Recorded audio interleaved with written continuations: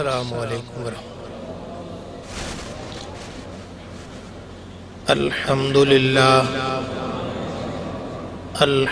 للہ رب العالمین والصلاة والسلام علی امام الانبیاء والمرسلین وعلی آلہ واصحابہ اجمعین اما بعد فاعوذ باللہ من الشیطان الرجیم بسم اللہ الرحمن الرحیم الا ان اولیاء اللہ لا خوف علیہم ولا هم يحزنون الذین آمنوا وکانوا یتقون صدق اللہ مولانا العظیم۔ محبت، عقیدت، الفت اور پیار سے درود پاک۔ صلاۃ والسلام علیک یا سیدی یا رسول اللہ وعلی آلک واصحابک یا حبیب اللہ۔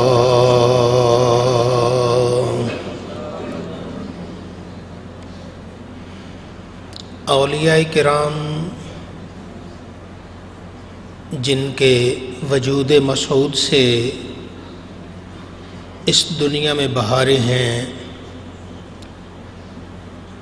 اللہ رب العزت ان کی برکات سے ہم سب کو معمور فرمائے،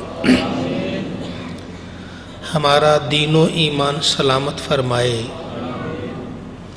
اور نبی عربی صلی اللہ علیہ وآلہ وسلم کے طریقہ مبارکہ اسوہ حسنہ کے مطابق زندگی گزارنے کی سعادت عطا فرمائے۔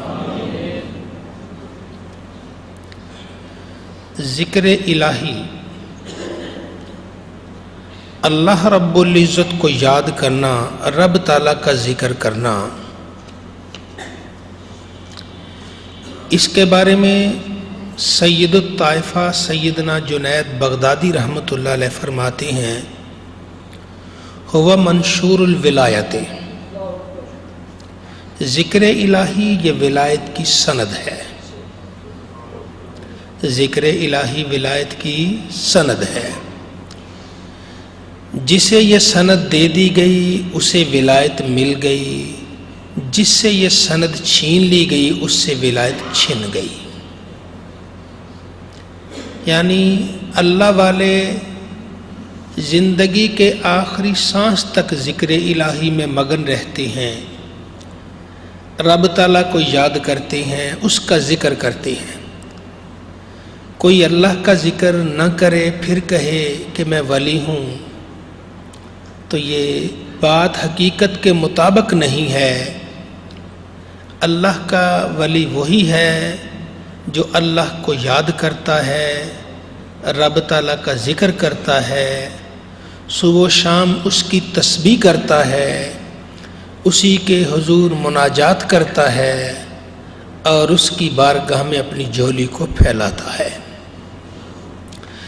اب حضرت یحییٰ علیہ السلام کو اللہ رب العزت نے 5 کلمات کا حکم دیا کہ خود بھی ان پر عمل کریں اور بنی اسرائیل کو، اپنی قوم کو بھی حکم دیں کہ وہ اس پر عمل کریں۔ اب اللہ نے حکم دیا، شاید کچھ لیٹ ہونے لگے کہ سیدنا عیسیٰ علیہ السلام وہ بول اٹھے، کہنے لگے آپ کو اللہ نے حکم دیا، ابھی تک آپ نے لوگوں تک حکم پہنچایا نہیں، اگر آپ نہیں پہنچاتے تو میں پہنچا دیتا ہوں۔ اتنا سنا تو حضرت یحییٰ علیہ السلام نے ارشاد فرمایا، اللہ نے حکم مجھے دیا ہے کہ میں اس کا یہ ارشاد لوگوں تک پہنچاؤں، اگر میں نے نہ پہنچایا تو مجھے ڈر ہے کہ کہیں مجھے زمین میں دنسا نہ دیا جائے یا مجھ پر عذاب نہ نازل ہو جائے، اس لیے آپ ایسا نہ کریں، میں خود ہی پہنچا دیتا ہوں۔ بیت المقدس میں آپ نے لوگوں کو جمع ہونے کا حکم دیا۔ حضرت یحییٰ علیہ السلام نے لوگوں کو حکم دیا کہ آپ बैतुल मुक़द्दस में जमा हो जाएं। मस्जिद शरीफ भर गई, लोग आ गए कि नीचे भी भर गई, बल्कि ऊपर जो उसकी बालाई मंजिल होगी या जहाँ जहाँ तक लोग जा सकते थे वहाँ तक मस्जिद भर गई। तो आपने उन्हें ये अल्लाह का हुक्म पहुँचाया कि अल्लाह रब्बुल इज़्ज़त ने मुझे 5 चीज़ों का हुक्म दिया है, मैं इन पर अमल करूं, और ये भी मुझे हुक्म दिया है कि मैं तुम्हें अल्लाह का हुक्म पहुंचाऊं कि तुम भी इन पर अमल करो। उनमें से पहली चीज अन ताबुदुल्लाह वला तुशरिकू बिही शैया, अल्लाह की इबादत करो, उसके साथ किसी और को शरीक न ठहराओ। अल्लाह की इबादत अहले ईमान, अल्लाह ताला का लाखों बार शुक्र है कि इबादत अल्लाह की करते हैं, इसमें किसी और का कोई दखल नहीं। उनका सर झुकता है, सजदे में जाता है तो फ़कत अल्लाह के लिए दिल की गहराइयों से कहते हैं सुबहान रब्बी अल्लाला, सुबहान रब्बी अल्लाला, सुबहान रब्बी अल्लाला। तो वह अल्लाह रब्बुल इज़्ज़त की बारगाह में सर झुकाते हैं, उसी की बारगाह में सजदा रेज होते हैं। तो ये अहले ईमान है, ये उम्मत मुस्तफ़ा है, ये शिरक नहीं करती। नबी करीम सल्लल्लाहु अलैहि वसल्लम ने इतना हमें इस शिरक से बचाया कि इससे ज़्यादा कौन बचा सकता है। बल्कि एक दिन नबी करीम सल्लल्लाहु अलैहि वसल्लम ने यहाँ तक इरशाद फरमा दिया, मैंने तुम्हें इतनी तालीम दी कि अब शैतान मायूस हो चुका है कि मेरी उम्मत शिरक करे। अब मेरी उम्मत शिरक नहीं करेगी, शैतान मायूस हो चुका। हाँ, अब वो तुम्हारे दरमियान दुनिया की तलब तो फैलाएगा, एक दूसरे से तुम्हें लड़वाएगा, एक दूसरे का गला भी काटोगे, लेकिन शिरक जैसी कभी बीमारी से अल्लाह रब्बुल इज़्ज़त ने मेरी उम्मत को महफूज फरमा लिया है। लेकिन शिरक की एक और किस्म भी है जिसे शिरक खफी कहते हैं, ये रियाकारी। बंदा नमाज तो अल्लाह की पढ़ रहा है, कोई आदमी पास गुजरने लगे तो जरा बड़ा संभल जाता है कि इसे भी पता चले कि मैं इबादत गुजार हूं। तो ए उम्मत मुस्तफ़ा, अपने आप को इस चीज से भी बचाइए कि इबादत सिर्फ अल्लाह रब्बुल इज़्ज़त की, उसके साथ किसी और को शरीक नहीं ठहराना, किसी और के लिए इबादत नहीं करनी। इबादत है तो फ़कत वहदहू ला शरीक के लिए। तो आइए अल्लाह रब्बुल इज़्ज़त से दुआ मांगते हैं, ए अल्लाह, जैसे तूने हमें शिर्क अकबर से बचाया, ऐसे ही अपनी रहमत से हमें शिर्क असगर से भी महफूज फरमा। रियाकारी ये बीमारी है, पता ही नहीं चलता, कई कई रंगों से आ जाती है। अल्लाह जुल जलाल हम सब को इस कभी वसफ से महफूज फरमाए और नबी करीम सल्लल्लाहु अलैहि वसल्लम के इरशादात पर अमल की सआदत अता फरमाए। फिर आप इरशाद फरमाते हैं कि अल्लाह रब्बुल इज़्ज़त इरशाद फरमाता है कि नमाज अदा करो। हमें नमाज अदा करनी है, 5 वक्त अल्लाह के घर आना है, उसके हुजूर सर सजदे में रख के कहना है सुबहान रब्बी अल्लाला, सुबहान रब्बी अल्लाला, सुबहान रब्बी अल्लाला। कोई सखी ऐसा नहीं है जो अपने घर 5 मरतबा किसी को बुलाए, फिर रोजाना बुलाए। ये वहदहू ला शरीक है, 5 मरतबा बुलाता है, मनारों से आवाज आती है, आओ अल्लाह के घर की तरफ, आओ फलाह की तरफ, आओ नमाज की तरफ, ये बुलाया जाता है। सखी कितना देता है आज हमें इसका तसव्वुर नहीं, आंखों पे पर्दा पड़ा है। जैसे ही पर्दा हटेगा फिर पता चलेगा कि मस्जिद को आबाद करने वाले की शान कितनी ज्यादा थी। تو یہ وہ لوگ جنہیں پانچوں وقت بلایا جاتا ہے، وہ سخیوں کا سخی، وہ داتاؤں کا داتا، اس کے گھر سے 5 وقت آواز آتی ہے، آ جاؤ اس کے گھر میں، آ جاؤ اس کے گھر میں۔ ہمیں ضرورت ہو کسی چیز کی، مالک کہہ بھی رہا ہو آ جاؤ، پھر بھی نہ جائیں تو پھر ہمارا اپنا ہی قصور ہے، مالک کا تو کوئی قصور نہیں ہے۔ خالق و مالک دیتا ہے، آوازیں دے دے کے، بلا بلا کے لوگوں سے کہتا ہے آ جاؤ میرے گھر آ جاؤ، تو اس کے گھر میں جو آتا ہے اتنا کچھ نوازتا ہے کہ آج ہمارا تصور نہیں ہے۔ نبی رحمت صلی اللہ علیہ وآلہ وسلم نے ارشاد فرمایا، جب بندہ مومن مسجد میں آتا ہے، نماز کے انتظار میں بیٹھ جاتا ہے، جب تک وہ نماز کے انتظار میں بیٹھا ہے اسے اتنا ہی ثواب ملتا ہے جتنا نماز پڑھنے کا ثواب ملتا ہے۔ ہم جمعہ کے لیے بیٹھے ہیں اور ابھی نماز میں کچھ وقت ہے، اب اتنا وقت، ایک نماز پڑھتے کتنا وقت لگتا ہے؟ 10 منٹ لگا لیجیے، ہم اتنا ہی لگاتے ہیں، 10 بھی زیادہ ہوتے تو 5 7 10 منٹ میں یہ اتنی جماعت ہو جاتی ہے۔ ابھی تو آدھ گھنٹہ سے بھی زائد وقت ہے، تو گویا ایک تو جمعے کا ثواب وہ ملے گا جو ہم نماز پڑھ رہے ہیں، اور جتنی دیر رب کے گھر میں بیٹھے ہیں اتنی دیر بھی نماز جمعہ پڑھنے کا ثواب مسلسل ملتا رہے گا۔ تو آئیے اللہ کے گھر کو آباد کرتے ہیں۔ اللہ رب العزت نے نماز کا حکم دیا، پھر فرمایا جب تم نماز پڑھو ادھر ادھر نہ دیکھو۔ ہاں نماز پڑھتا ہے انسان، کبھی نماز پڑھتا ہے ادھر دیکھ رہا ہے، ادھر دیکھ رہا ہے، سامنے دیکھ رہا ہے، ایسے نہیں، توجہ سے۔ کیوں؟ اس لیے کہ وہ خالق و مالک بھی تمہاری طرف توجہ کر رہا ہے، وہ تمہیں دیکھ رہا، تم کہیں اور دیکھ رہے ہو، یہ بات پھر اسے برداشت نہیں ہے۔ تم اس کے گھر آئے، اس کے بلانے پہ آئے، وہ اپنا دیدار کروا رہا ہے، تمہیں نہیں نظر آتا تو کم از کم اتنا آداب سے تو کھڑے رہو، اس طریقے سے نظر جھکائے کھڑے رہو کہ وہ اللہ کی طرف متوجہ ہیں، اللہ مہربانی کر دے گا، رب تعالیٰ رحم فرما دے گا۔ تو آئیے تو اللہ کی بارگاہ میں آتے ہیں، ادھر ادھر نہیں دیکھتے بلکہ رب تعالیٰ کی جانب توجہ کرتے ہیں۔ اللہ رب العزت اس بندے کی طرف جو اس کے گھر آ کے نماز پڑھتا ہے اس کی جانب متوجہ ہوتا ہے۔ خالق تو ہماری طرف توجہ کرے، ہم کہیں اور جا رہے ہوں، پھر کچھ نہیں ملتا، ملتا اسے ہی ہے جس کی طرف مالک توجہ کرتا ہے اور اس کی توجہ بھی مالک کی طرف ہوا کرتی ہے۔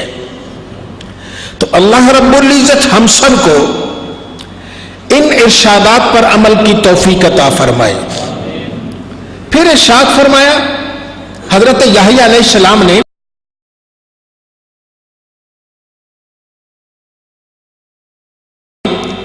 میں تمہیں حکم دیتا ہوں، اللہ کی طرف سے حکم پہنچاتا ہوں، روزہ رکھو۔ سال میں روزے آتے ہیں، روزے رکھیے، اللہ رب العزت توفیق دے تو رمضان مبارک کے بعد 6 روزے اور شوال کے رکھ لیجئے۔ اس سے کیا ہوگا؟ شوال کے 6 روزے رکھنے سے ہر روزے کا ثواب 10 گنا، تو 6 کو 10 سے ضرب دیں تو کتنے بنتے ہیں؟ 60، 2 مہینے بن گئے۔ اور رمضان المبارک کا 1 مہینہ، اس کو 10 سے ضرب دیں، کتنے مہینے بن گئے؟ 10 اور 2 12 مہینے۔ تو گویا جو رمضان المبارک کے بعد شوال کے 6 روزے رکھتا ہے، سب پورے سال کے روزوں کا ثواب ملتا۔ نبی عربی صلی اللہ علیہ وآلہ وسلم نے ارشاد فرمایا، اللہ توفیق دے تو ہر مہینے 3 روزے رکھو،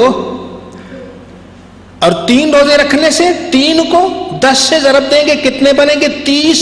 گویا 3 روزے رکھنے سے پورے مہینہ روزے رکھنے کا ثواب ملے گا۔ اور پھر نبی کریم سے فرمایا اگر اللہ توفیق دے تو 13، 14 اور 15 جن دنوں کی راتوں میں چاند خوب چمکتا ہے ان کو روزہ رکھو۔ ایام بیت کہتے ہیں ان میں روزہ رکھتے ہیں नबी करीम सल्लल्लाहु अलैहि वसल्लम को ये रोज़ा रखना बड़ा पसंद। फिर फरमाया मैं पीर और जुमेरात को रोज़ा रखता हूँ, पीर और जुमेरात को रोज़ा रखता हूँ। पूछा या रसूल अल्लाह रोज़ा क्यों रखते हैं पीर और जुमेरात को? फरमाया इन दो दिनों में बंदे के अमल अल्लाह की बारगाह में पेश होते, वो उसका निज़ाम है। रोज़ाना भी पेश होते हैं, हर नमाज के बाद पेश होते हैं, असर और फजर की नमाज के बाद पेश होते हैं, सुबह के शाम को, शाम के सुबह को अल्लाह की बारगाह में पेश होते हैं, फिर हफ्ते में 2 दिन फिर पेश होते हैं। तो आप फरमाया मेरा ये तमन्ना है कि जब मेरा अमल अल्लाह की बारगाह में पेश हो तो मैं रोज़े से हूँ। तो ये रोज़ा बहुत बड़ी सादत है, किसी किसी को नसीब होती है। अल्लाह जुल जलाल हम सब को इसकी सादत अता फरमाए। फिर फरमाया अगर अल्लाह तौफीक दे तो 10 मुहर्रम का रोज़ा, 10 मुहर्रम का रोज़ा रखोगे, पिछले 1 साल के गुनाह माफ हो जाते हैं। 1 साल के गुनाह, 10 मुहर्रम का रोज़ा से 1 साल के गुनाह माफ हो जाते हैं। फरमाया अगर अल्लाह तौफीक दे तो हज के दिन का रोज़ा, उधर हाजी हज कर रहे हो, इधर बंदा अपने ही इलाके में हज के दिन का रोजा रखे, फरमाया उसके 2 सालों के गुनाह माफ, एक पिछले साल के गुनाह माफ और एक अगले साल के भी गुनाह माफ हो जाते हैं। ये तो कोई नहीं होता ना कि अगले भी गुनाह माफ हो जाएं, पर वो बेनियाज है, वो करीम है, वो रहीम है, पता नहीं कितना देना चाहता है, अल्लाह ही बेहतर जानता है। तो जब वो देता है तो फिर बेहद बेहिसाब देता है। तो ये अल्लाह रब्बुल इज्जत की इनायत, ये रब ताला का करम है। तो अल्लाह रब्बुल इज्जत हम सब को रोजे रखने की तौफीक अता फरमाए। हजरत याहिया अलैहिस्सलाम फरमाते हैं रोजा रखने वाले की मिसाल ऐसे है जैसे किसी मजमा में कोई आदमी है और उसकी जेब में कस्तूरी की थैली है, कस्तूरी की थैली, और कस्तूरी की थैली खालिस कस्तूरी हो तो पूरी महफिल को मुअत्तर कर देती है। लोग कहते हैं बड़ी खुशबू है भाई, आज किसी ने अच्छी खुशबू लगाई हो, कहते हैं बड़ी खुशबू है, बड़ी खुशबू है। इसी तरह जो रोजा रखता है वो जहां जहां से गुजरता है फरिश्ते भी कहते हैं बड़ी खुशबू वाला जा रहा है, बड़ी खुशबू वाला जा रहा है। तो अल्लाह रब्बुल इज्जत हम सब को रोजे रखने की सादत अता फरमाए। फिर नबी करीम सल्लल्लाहु अलैहि वसल्लम ने, हजरत याहिया अलैहिस्सलाम ने इरशाद फरमाया कि अल्लाह हुक्म देता है तुम्हें, मैं अल्लाह का हुक्म पहुंचा तो सदका करो। अगर तुम्हें अल्लाह ने कोई तौफीक दी है तो 2 पैसे उसके रास्ते में खर्च करो। इसकी मिसाल ऐसे ही है जैसे किसी को पकड़ लिया दुश्मन ने उसके हाथ बांध दिए और अब तेरी गर्दन उड़ा देंगे। वो कहता यार मुझसे पैसे ले लो, छोड़ दो। आखिर जो दुश्मन है उसको उससे क्या हो, वो तो लालची होते, उनको पैसा मिल जाए, अच्छा पैसा, आखिर एक वक्त आए वो छोड़ देते हैं। 1000, 2000, 10,000 आगे चलते लाख 2 लाख पे, जितना अपने दौर की बात है वो छोड़ देते हैं। इसी तरह फरमाया जब ये इंसान दुश्मन के घेरे में आ जाता है ये सदका उसे छुड़ा लिया करता है। सबसे बड़ा दुश्मन शैतान है। शैतान के शिकंजे में आया हुआ इंसान सदका देने वाला छूट जाता है। बल्कि यहां तक इरशाद फरमाया कि जब किसी इंसान मोमिन के पीछे शैतान आ जाए और उसे जकड़ना चाहे तो वो सदका देता है तो एक सदका 70 शैतानों के जबड़े तोड़ देता है। एक सदका 70 शैतानों के जबड़े तोड़ देता है। तो अल्लाह रब्बुल इज्जत हम सब को नबी रहमत सल्लल्लाहु अलैहि वसल्लम के प्यारे इरशादात पर अमल की तौफीक अता फरमाए। फिर हजरत याहिया अलैहिस्सलाम फरमाते हैं मैं तुम्हें हुक्म देता हूं, अल्लाह का हुक्म पहुंचाता हूं कि तुम अल्लाह का जिक्र करो।